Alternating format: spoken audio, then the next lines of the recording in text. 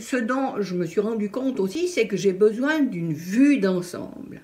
Qu'un mois ou qu'une semaine, encore pire qu'un jour, pour moi, c'est pas possible parce qu'il faut que je puisse instantanément saisir une continuité, une logique, un petit peu le principe des poupées russes, oui, d'accord.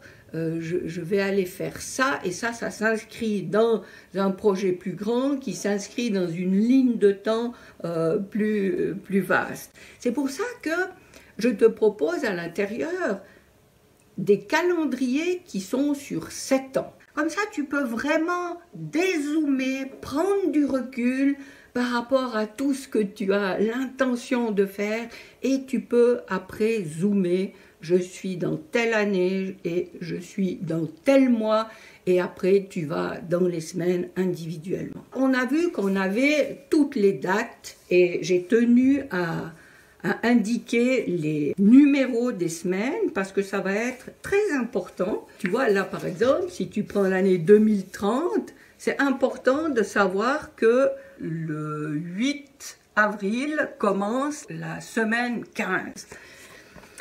Parce que dans les pages qui vont suivre, on va arriver dans ton agenda hebdomadaire. Et voilà comment il se présente.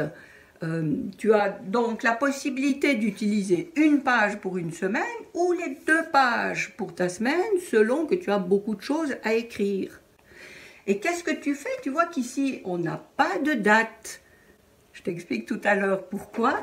Et ce que tu vas faire, c'est que tu vas simplement indiquer ici l'année qui est en cours, qui te concerne, et le fameux numéro de la semaine.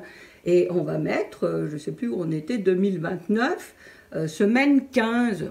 Pourquoi c'est important pour moi ça, de ne pas mettre les dates? Parce que notamment les personnes qui ont un TDAH, c'est très compliqué de rester à long terme sur quelque chose. C'est pour ça que dans les agendas que j'utilisais, je les abandonnais et je perdais beaucoup de pages de ces agendas. Alors qu'ici, avec cette manière de ne pas mettre de date, tu vas pouvoir utiliser ton agenda créateur quand tu veux, quand tu en as envie.